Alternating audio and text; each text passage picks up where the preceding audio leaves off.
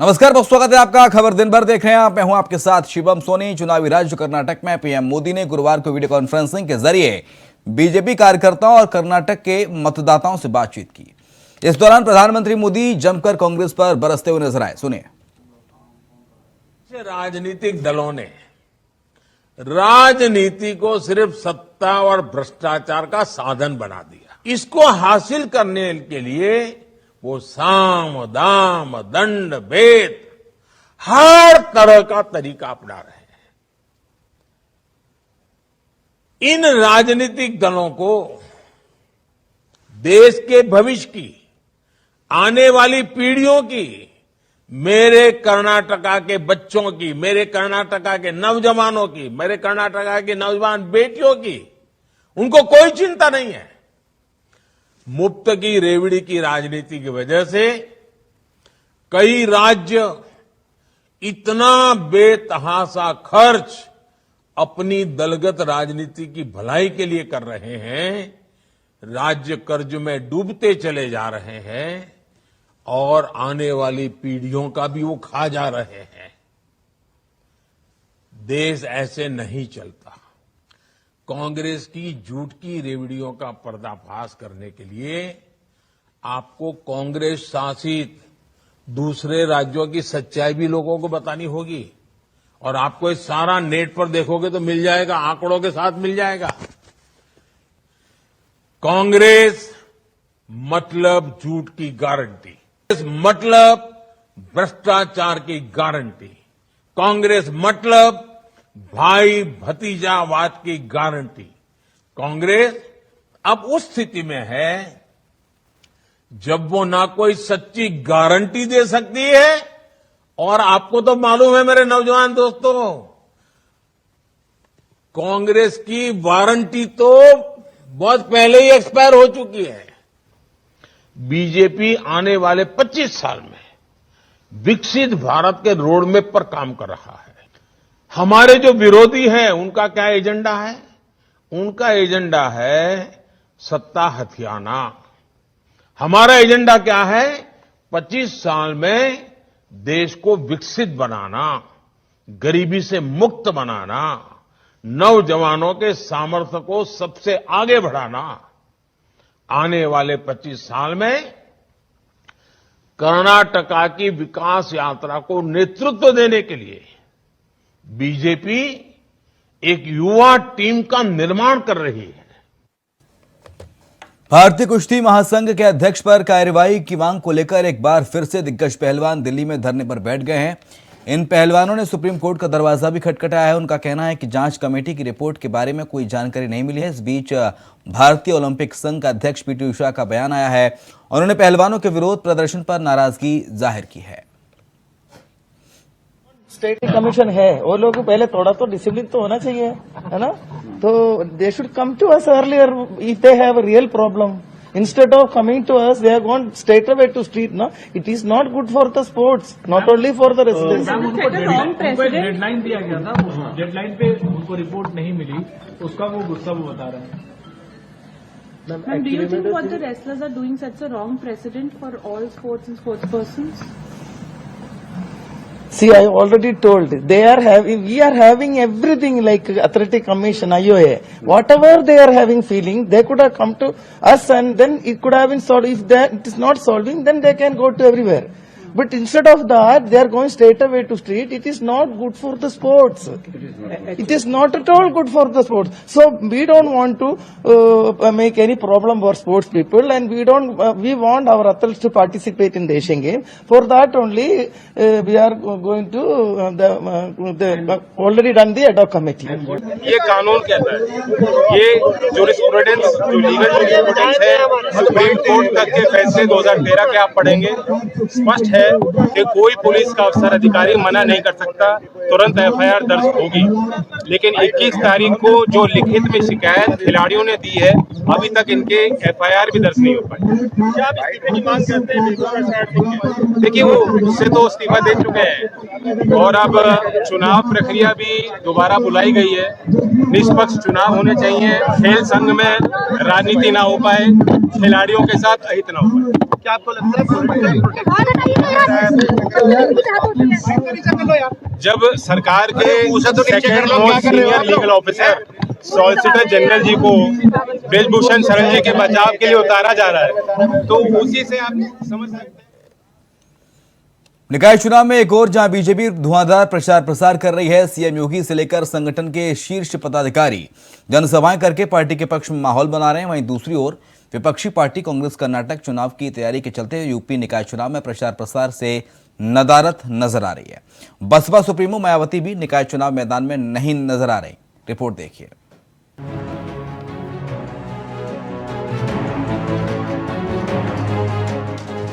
UP में निकाय का नगारा बजने के बाद चुनावी शोर थमने में महज चंद दिन बचे हैं। बीजेपी का चुनाव प्रचार अपने पूरे जोरों पर है। बीजेपी ने इस चुनाव रण में अपने हर योद्धा को मैदान में उतार दिया है। क्या सीएम योगी, क्या डिप्टी सीएम, क्या मंत्री, क्या विधायक, हर छोटे से लेकर बड़ा नेता पार्टी के वोटों को जुटाने के लिए जनता के बीच में जाकर वोट मांग रहे हैं। हर गली मोहल्ले में बीजेपी का कार्यकर्ता चुनाव जीतने के लिए एड़ी चोटी का जोर लगा रहा है। तो वहीं दूसरी तरफ अगर बात विपक्ष की चुनावी कसरत की करें तो विपक्ष एक्टिव मूड में नजर नहीं आ रहा है। कभी कभी सपा के मुखिया अखिलेश यादव जनता के बीच जाते हुए जरूर नजर आ रहे हैं, मगर बात अगर बसपा सुप्रीमो की करें तो मायावती अभी चुनावी प्रचार के लिए घर से बाहर तक नहीं निकली है।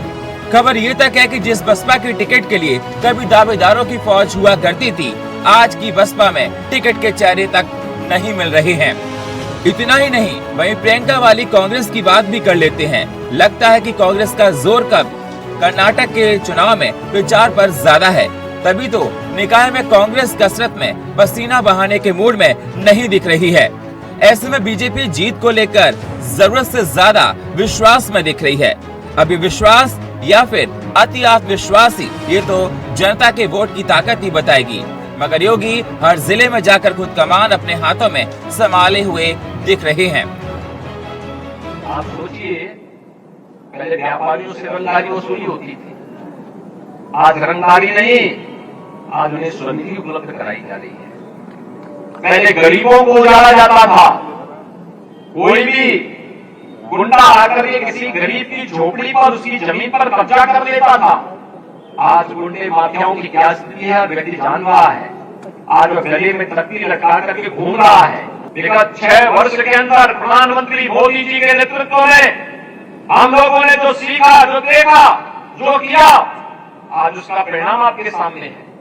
याद करिए, 2017 के पहले इसी मथुरा में जवाहर बाग की घटना घटित हुई थी ना, और जवाहर बाग की घटना में कितना बड़ा खून खराबा हुआ था।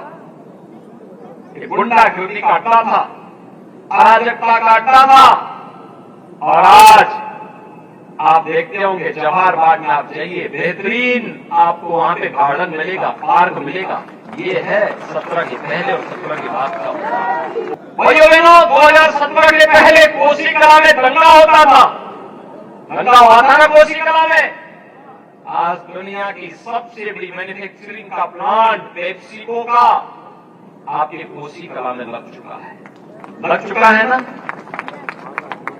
17 के पहले मथुरा, वृंदावन, गोकुल, मथुरा, वृंदावन, मथुरा के अंदर तो आपने देखा होगा, मथुरा वृंदावन में क्या होता था।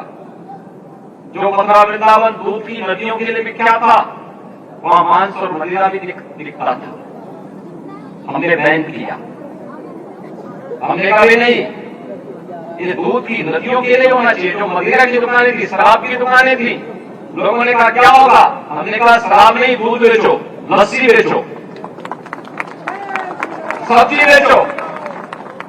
लेकिन यहाँ की पवित्रता के साथ खिलवाड़ करने की छूट किसी को नहीं देगी। चुनाव के मैच कुछ दिन रहने के बाद भी अभी तक विपक्ष के घर में पसरा सन्नाटा क्या संकेत देते हैं।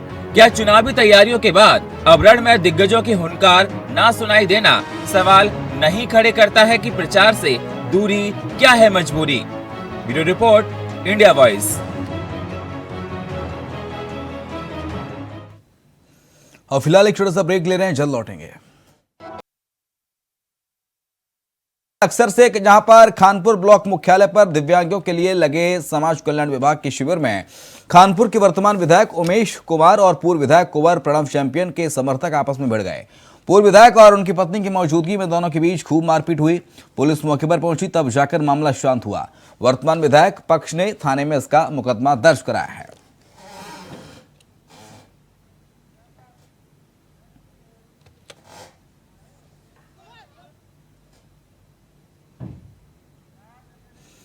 उधर मोतिहारी के रक्सौल में 50 डकैतों ने हथियारों के बल पर डकैती की वारदात को अंजाम दिया है। क्या है पूरा मामला, बता रहे हमारे सहयोगी धर्मेंद्र कुमार। पूर्वी चंपारण में एक बड़ी घटना को अंजाम दिया गया, जहां 50 से अधिक डकैतों ने घर में घुसकर सबसे पहले घर के गिरनी को हुए। आपको मैं बता दूं, पूर्वी चंपारण जिले के रक्सौल सीमा बॉर्डर से नेपाल से आए 50 से 60 डकैतों ने पहले घर में घुसकर सभी घर के लोगों को बंधक बनाया, जहां उसकी अलमारी तिजोरी तोड़कर गहना जेवर जवाहरात लेकर 50,000 रुपया कैश लेकर फरार हुआ। वहीं पुलिस गश्ती में घूम रही थी। पुलिस को जानकारी हुई, पुलिस ने डकैतों को पीछा किया, जहां डकैतों ने पुलिस पर बम और गोली की बौछार की, जहां पुलिस द्वारा भी पीछा कर रहे हैं। 5-6 पुलिसकर्मी डकैतों पर गोली चलाई। वहीं डकैतों द्वारा अपने नेपाल सीमा में घुस जाने के बाद पुलिस अपनी छानबीन में लगी हुई है। वहीं घर गृहस्थी का कहना है कि अब तो क्या होगी। पुलिस छानबीन में लगी हुई है, लेकिन डकैती करने का पूर्वी चंपारण में हर तरह से फैले जा रहे हैं। जहां नेपाल से भी डकैत अब चंपारण में घटना को अंजाम दिया जा रहा है। पुलिस हर बिंदु पर जांच कर रही है, लेकिन डकैती का मामला थमने नहीं रहा है। एक छठा मामला पूर्वी चंपारण में डकैती के द्वारा हुई है। मोतिहारी से धर्मेंद्र कुमार की रिपोर्ट। संभल में निकाय चुनाव से पहले पुलिस ने कार्रवाई करते हुए अवैध हथियार फैक्ट्री का भांडाफोड़ किया है। इस पर ज्यादा अपडेट्स दे रहे हमारे सहयोगी सतीश सिंह। हम आपको बताते चले कि पूरा मामला जनपद संभल के बनिया ठेर का है, जहां पर अवैध शस्त्र बनाने वाला कारखाना पुलिस ने एक जगीरा को जो घर में छापा मारा। छापा मारने के बाद में पुलिस को सूचना मिल रही थी लंबे समय से, लेकिन जब सूचना पर देर रात्रि पुलिस पहुंची है। पहुंचने के बाद में उसके घर से जो हथियार बनाने के उपकरण और 6 बने तमंचे बरामद किए गए हैं। तो एक आरोपी को भी गिरफ्तार कर लिया गया है। जब आरोपी से पूछताछ की जा रही है, एसपी चक्रेश मिश्रा ने बताया कि इसके आगे जांच की जा रही है और ये कहां सामान बेचा करता था, किससे सामान बेचा करता था, कहां से उपकरण ये सामान बनाकर लाते थे। कि निकाय चुनाव है, निकाय चुनाव में जिस तरीका से हथियार जो बाजारों में सप्लाई करने की प्रयास कर रहा था, तो पुलिस को लंबे समय से सूचना मिल रही थी। देर रात्रि जिस तरह से पुलिस ने इसके घर पर छापा मारा है, तो छापे मारने के दौरान बताया जा रहा है कि जिस तरह से जो आरोपी है उसे गिरफ्तार करने के बाद में जो हथियार हैं और सामान भी बरामद कर लिया गया है। अब देखना होगा कि इसमें जो है और कितने लोग शामिल होते हैं। मेरे सहयोगी प्रांश ठाकुर साथ मैं सतीश से, इंडिया वॉइस न्यूज संभल। उन्नाव से लखनऊ पहुंचे एक युवक ने सीएम आवास के बाहर आत्महत्या की कोशिश की है। इस पर ज्यादा अपडेट्स दे रहे हमारे सहयोगी निखिलेश प्रताप सिंह। लखनऊ में उस वक्त हड़कंप मच गया जब उन्नाव से पहुंचे एक युवक ने सीएम आवास के बाहर खुद पर ज्वलनशील पदार्थ डालकर आग लगा ली। जी हां, आपको बता दें पूरा मामला उन्नाव के थाना माखी क्षेत्र के रना गली के रहने वाले एक युवक का है, जिसने सीएम आवास पहुंचकर अपने ऊपर ज्वलनशील पदार्थ डाला और खुद को आग लगा ली। हालांकि मौजूद वहां पुलिस बल ने फौरन उस युवक को बचाया और इलाज के लिए अस्पताल में भर्ती कराया।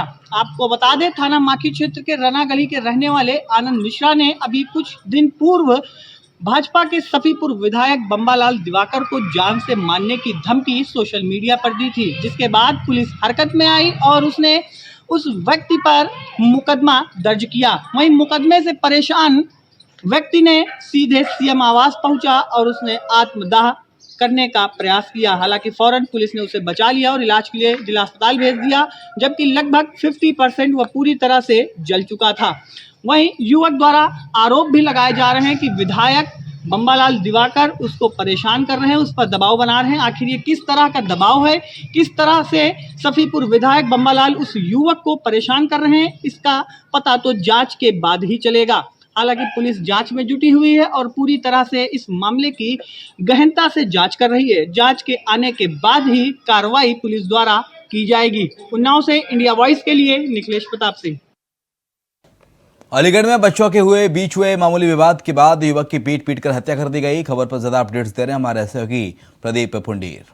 दो मौसेरे भाइयों के बीच हुए एक मामूली विवाद ने इतना बड़ा रूप ले लिया कि एक भाई की मौत हो गई, जबकि दूसरा भाई हत्या करने के बाद में फरार हो गया। आपको बता दें, पूरा मामला थाना चंडौस क्षेत्र के अमृतपुर गांव का है, जहां 2 दिन पहले बच्चों के बीच में किसी बात को लेकर एक मामूली विवाद हुआ था, जिसके बाद में दोनों के परिजन, जो कि आपस में मौसेरे भाई भी हैं, घटना की सूचना देने थाने पहुंचे और वहां लिखित में शिकायत दर्ज कराई थी। शिकायत दर्ज होने के बाद भी पुलिस ने मौके पर जाना गवारा नहीं समझा, जिसके चलते कल रात तकरीबन 10:30 बजे दोनों भाइयों में फिर से विवाद हुआ और लाठी और डंडे काफी देर चले, जिसमें एक भाई की मौत हो गई और उसकी पत्नी जो उसको बचाने आई थी, जो कि गर्भवती भी है, और उसकी बेटी, वो दोनों गंभीर रूप से घायल हो गए, जिनका उपचार मेडिकल कॉलेज में चल रहा है। ग्रामीणों का साफ तौर पर कहना है कि पुलिस ने अगर इस मामले में थोड़ी सी गंभीरता दिखाई होती तो इस तरह की घटना नहीं होती। कहीं ना कहीं ग्रामीणों का आरोप है कि इस पूरी घटना के लिए पुलिस भी जिम्मेदार है, क्योंकि अगर मामूली घटना से विवाद सुलझ जाता तो इस तरह की नौबत नहीं आती। वहीं पुलिस ने आरोपितों को गिरफ्तार करने के लिए तलाश शुरू कर दी है और जो मृतक है उसके शव को पंचनामा के लिए भेज दिया है, और जो उसकी पत्नी और जो बेटी घायल हुई है उनको मेडिकल इलाज के लिए भेज दिया गया है। मैं प्रदीप पुंडीर, इंडिया वॉइस, अलीगढ़। वहीं सिद्धार्थनगर से खबर, जहां समाजवादी पार्टी के पूर्व विधायक और जिला अध्यक्ष लालजी यादव का एक और ऑडियो वायरल हुआ है, जिसमें वो एक व्यक्ति को धमकाते सुनाई दे रहे हैं। वायरल ऑडियो 1 करोड़ की लेन देन को लेकर बताया जा रहा है, जिसमें लालजी मारने पीटने की बात कहते सुनाई दे रहे हैं। ये वायरल ऑडियो 2 दिन पुराना बताया जा रहा है। हालांकि इंडिया वॉइस इस वायरल ऑडियो की पुष्टि नहीं करता। सिद्धार्थनगर जिले के बांसी का एक ऑडियो वायरल हो रहा है। सपा के जो कि पूर्व में विधायक भी थे और वर्तमान में वो जिला अध्यक्ष हैं सपा के, उनका एक ऑडियो वायरल हो रहा है धमकाते हुए, जो कि सोशल मीडिया पे वायरल हुआ है। कुछ लोग उसमें आरोप भी लगा रहे हैं पैसा मांगने की, जो कि टिकट बंटवारे को लेकर वो आरोप लगा रहे हैं कि हमसे पैसा मांगा जा रहा था। अब इस ऑडियो को वायरल किया है वो जो पैसा मांग रहे थे, जिससे वो सोशल मीडिया पे वायरल कर दिया है। अब इस मामले को लेकर टूल पकड़ता जा रहा है, जिससे कि ये सोशल मीडिया पे वायरल हुआ और ऑडियो रिकॉर्ड में ये बताया जा रहा, धमकी भी दी जा रही है कि इस तरह का ऑडियो तुम कैसे वायरल किए। जब हमने जिला अध्यक्ष से बात की तो उनका कहना है कि ये ऑडियो मेरा है, आप सुने हैं। अब इस तरह का वो आरोप लगा रहे हैं कि मेरा ऑडियो नहीं है, जबकि वो खुद ऑडियो में बता रहे हैं कि मैं विधायक बोल रहा हूं, जबकि वो सपा के वर्तमान में जिला अध्यक्ष भी हैं। सिद्धार्थनगर से राकेश यादव, इंडिया वॉइस। अमरोहा में इंडिया वॉइस की खबर का बड़ा असर हुआ है। मामला बसपा प्रत्याशी के शराब परोसते का है, जहां पुलिस ने मामले का संज्ञान लेकर प्रत्याशी और 25 लोगों पर मुकदमा दर्ज किया है। वोटरों को लुभाने के लिए शराब परोसी जा रही थी। मामला अमरोहा के गजरौला नगर पालिका का है।